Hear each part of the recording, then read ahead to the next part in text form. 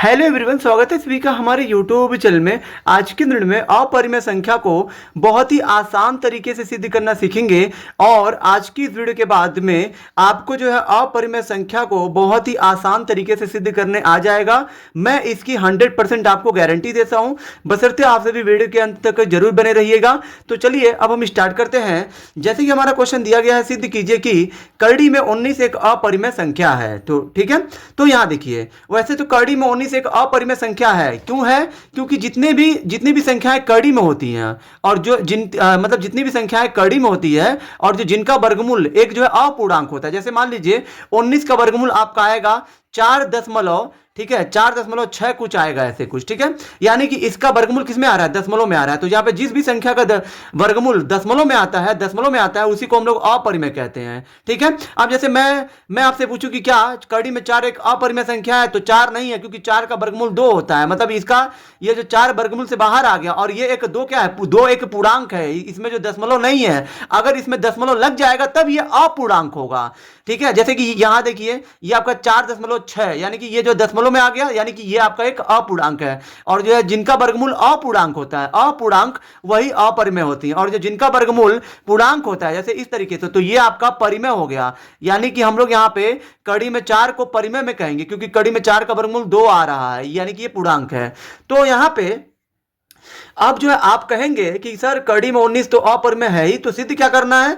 तो सिद्ध करने का मतलब यह है कि गणित में कुछ जो है तौर तरीका बताया गया है सिद्ध करने का। तो हमें जो है उन्हीं जो है तौर तरीकों का पालन करके इसे हमें सिद्ध करना है। तो फिर यहां देखिए सिद्ध कैसे करेंगे।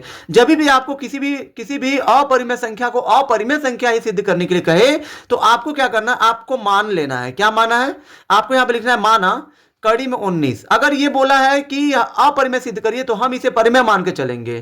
ठीक है, परिमेय मान के आपको चलना है इसको। ठीक है, परिमेय मानेंगे तो आगे उसके हिसाब से क्या परिस्थितियां बनेंगी मैं आपको स्टेप बाय स्टेप बताऊंगा। ठीक है, तो यहां देखिए, पहले तो हमें इसे मान लेना। अगर ये अपरिमेय बोला, कोई भी हो, चाहे वो अपरिमेय सिद्ध करने के लिए बोले, तो आप उसे परिमेय मान के सिद्ध करिए। माना कड़ी में 19 एक परिमेय संख्या है। आपको यहां पर लिख देना माना कड़ी में 19 एक परिमेय संख्या है। तो यहां पे आपको लिख देना है कड़ी में 19 एक परिमेय संख्या है। ठीक है, तब यहां देखिए, तब अगर आपने कड़ी में 19 को एक परिमेय मान लिया है, तो कड़ी में 19 आपका जो किसके बराबर होगा? P बटा Q के बराबर होगा। क्यों होगा? क्योंकि कड़ी में 19 को आपने परिमेय बनाया है और जो परिमेय बराबर P बटा Q ही होता है।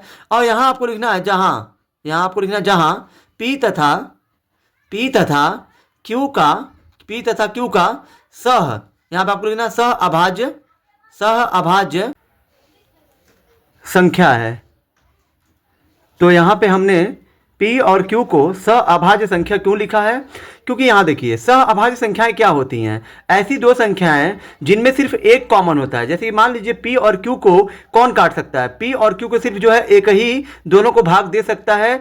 P और Q को एक के अलावा और कोई नहीं काट सकता है, इसलिए P और Q सह अभाज्य संख्या। मैं आपसे पूछूं 4 और 5 सह अभाज्य है? तो हाँ है, क्योंकि 4 और 5 को सिर्फ जो एक ही काट सकता है। ठीक है, तो यहाँ पे इस तरह की संख्याएं सह अभाज्य होती हैं। अब यहाँ देखिए, ये कड़ी में 19 बराबर P बटा Q, यानी कि कड़ी में 19 P बटा Q, यानी कि कड़ी में 19 परिमेय के बराबर तब तक है जब तक P और Q में क्या कॉमन है? P और Q में क्या कॉमन है? एक कॉमन है, यानी कि P और Q क्या है? सह अभाज्य संख्याएं हैं यहाँ पे। ठीक है, तो यहाँ पे P और Q में जब तक एक कॉमन है तब तक ये कड़ी में 19 परिमेय संख्या के बराबर है। अगर जो आगे हल करने पर P और Q को काटने वाला कोई और आ जाता है, तब ये सिद्ध हो जाएगा, तब ये कड़ी में 19 परिमेय नहीं रहेगा। ठीक है, क्योंकि कड़ी में 19 की शर्त यही है कि P और Q में जब तक एक कॉमन है तब तक ये परिमेय है। अगर P और Q को में कुछ और कॉमन आ जाए, यानी कि P और Q को भाग देने वाला, काटने वाला कोई और आ गया, तब ये परिमेय नहीं रह जाएगा। यानी कि तब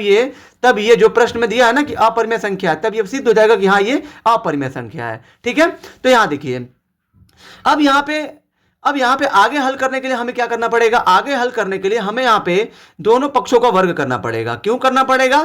क्योंकि जब तक इसका कड़ी नहीं हटेगा तब तक ये जो हल नहीं हो पाएगा। तो फिर यहाँ पे आपको लिख देना दोनों पक्षों का, यहाँ पे आपको लिखना दोनों पक्षों का वर्ग करने पर। तो यहाँ पे दोनों पक्षों का वर्ग करने पर आपको लिख देना है। तो यहाँ पे जब आप कड़ी में 19 का वर्ग करेंगे, ठीक है, और यहाँ पे बराबर P बटा Q का जब आप वर्ग करेंगे तो यहाँ पे देखिए किसी भी कड़ी का जब वर्ग होता है तो कड़ी से ये जो वर्ग कट जाता है, ठीक है, वर्ग से ये जो कड़ी कट जाती है, बचेगा खाली 19। और इधर P के स्क्वायर है, Q पे स्क्वायर है, तो P का भी स्क्वायर करेंगे और यहाँ पे Q पे स्क्वायर है तो Q का भी स्क्वायर हो जाएगा। अब यहाँ पे आप क्या करिए, तिरछा गुणा कर लीजिए, ठीक है, 19 का गुणा Q स्क्वायर में, तो फिर क्योंकि यहाँ पे दोनों पक्षों में कुछ हल नहीं हो रहा है इसलिए यहाँ पे जो है तिरछा गुणा किया जाएगा। 19 का गुणा Q स्क्वायर में करिए तो ये आपका हो जाएगा 19 Q स्क्वायर, और ये 1 का गुणा P स्क्वायर में करिए तो हो जाएगा P स्क्वायर। यहाँ मैं क्या करूंगा, Q स्क्वायर को इधर ही छोड़ दीजिए और ये P स्क्वायर है, यहाँ पे 19 Q स्क्वायर के साथ यहाँ पे जो गुणा के रूप में गुणा जाएगा तो इधर हो जाएगा, बट्टे में आ जाएगा 19। अब यहाँ पे आपको समीकरण 1 लिख देना है। यहाँ पे आप देख सकते हैं कि जो ये P स्क्वायर के बटे में 19 है, इसका मतलब ये है कि 19 P स्क्वायर को विभाजित कर रहा है। जैसे कि मान लीजिए कोई संख्या मैं लिख दूं 4/2, 4/2 का मतलब क्या, बटे का मतलब क्या होता है, भाग होता है। तो क्या ये 2 से 4 में भाग नहीं जा रहा है ना, यानी कि यहाँ पे हम लोग कह सकते हैं कि 2 क्या कर रहा है, 2 4 को विभाजित कर रहा है। अगर मैं यहाँ पे 4 का स्क्वायर कर दूं तभी भी 2 क्या करेगा, 4 स्क्वायर को काट देगा, क्योंकि 4 का स्क्वायर क्या होता है 16, और ये 2 से 16 कितनी बार में कटेगा, 8 बार में कट जा रहा है, ठीक है। तो उसी तरह से यहाँ पे आपको लिखना है, यहाँ 19 P स्क्वायर को विभाजित करता है, 19 P स्क्वायर को विभाजित करता है, इसलिए 19 P को भी, यहाँ पे आपको लिखना है P को भी विभाजित करेगा, यहाँ पे आपको लिख देना है P को भी विभाजित करेगा, यहाँ पे आपको लिख देना करेगा, ठीक है। अब यहाँ देखिए 19 अगर P स्क्वायर को विभाजित कर रहा है तो अगर हम P से स्क्वायर हटा भी लें तभी भी ये करेगा। जैसे कि मान लीजिए 2 4 स्क्वायर को कर रहा है, अगर मैं यहाँ से स्क्वायर हटा भी लूँ तो क्या 2 4 को नहीं करेगा। तो फिर यहाँ से हमें ये पता चला कि मतलब P को काटने वाला कौन आ गया, P को भाग देने वाला 19 आ गया, ठीक है। अब यहाँ पे आपको क्या करना है, अब यहाँ पे आपको लिखना है माना, फिर आपको माना में क्या करना है, यहाँ पे ये जो P है ना, P को यहाँ लिख दीजिए बराबर, ये 19 है ना, 19 को यहाँ लिख दीजिए, ठीक है। P बराबर 19 के आपको जो मान लेना है, माना P बराबर 19 के को समीकरण एक में रखने पर, माना P बराबर 19 के को समीकरण 1 में रखने पर, तो फिर यहाँ देखिए समीकरण 1 क्या दिया है, Q स्क्वायर बराबर, यही आपका समीकरण है, Q स्क्वायर और P स्क्वायर बटे में 19। ऐसा क्यों किया जा रहा है अभी आपको पता चल जाएगा। ये Q स्क्वायर है तो Q स्क्वायर, P की जगह पे आपको जो क्या लेना है, P बराबर 19 के, तो फिर यहाँ पे 19 के लिख देना है बटे में 19, और यहाँ पे P पे स्क्वायर है तो इसका भी रहेगा स्क्वायर, और इसको जब आप हल करोगे तो फिर यहाँ पे 19 का स्क्वायर कितना होता है, तो यहाँ पे 19 के गुणे 19 के, क्या हम लोग इसको लिख सकते हैं 19 के गुणे 19 के और बटे में 19, ये 19 से 19 कट जाएगा, यहाँ पे 19 का गुणा के स्क्वायर में करिए तो ये आपका हो जाएगा 19 के स्क्वायर, ठीक है, और बटे में कुछ नहीं बचेगा, ठीक है, क्योंकि ये 19 से कट चुका है, बचा खाली यही 19 के स्क्वायर। अब ये 19 के स्क्वायर को पूरा लाइए इधर और ये Q स्क्वायर को भेज दीजिए इधर, ठीक है। अब यहाँ पे क्या करिए, के स्क्वायर को इधर छोड़ दीजिए और ये Q स्क्वायर और ये जो 19 को भेज दीजिए Q स्क्वायर के पास, तो फिर यहाँ पे ये जो गुणा के रूप में गुणा जाएगा इधर तो क्या हो जाएगा भाग। अब ये समीकरण 2 हो जाएगा। तो यहाँ पे आप देख सकते हैं कि 19 जो है Q को भी क्या कर रहा है, विभाजित कर रहा है। तो फिर यहाँ आपको लिखना है, यहाँ 19 Q स्क्वायर को विभाजित करता है, 19 Q स्क्वायर को विभाजित करता है, इसलिए 19 Q को भी क्या करेगा, विभाजित करेगा, ठीक है। इसलिए समीकरण एक व ये जो है आपका वह है, ठीक है, वह है सिर्फ एक व समीकरण 2 से, समीकरण 1 व 2 से यह सिद्ध हुआ कि कड़ी में 19 एक क्या है, अपरिमेय संख्या है, ठीक है। ये जो सिद्ध हो गया कि कड़ी में 19 एक अपरिमेय संख्या है। कैसे है, क्यों है, तो फिर यहाँ पे देखिए।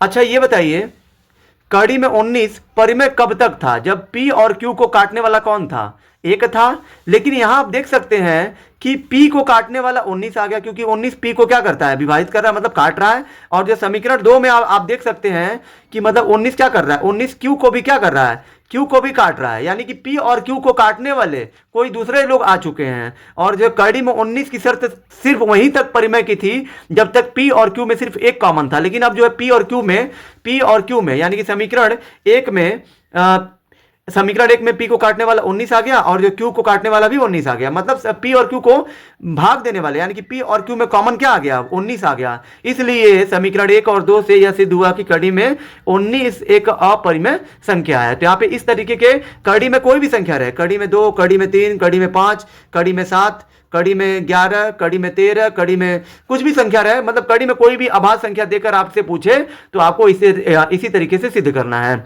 आई होप कि आप सभी को ये वीडियो बहुत ही ज्यादा पसंद आई होगी। अगर आप हमारे चैनल पर नए हैं तो हमारे चैनल को लाइक, सब्सक्राइब और शेयर जरूर करें, जिससे आने वाली वीडियो की नोटिफिकेशन आपको मिलती रहे।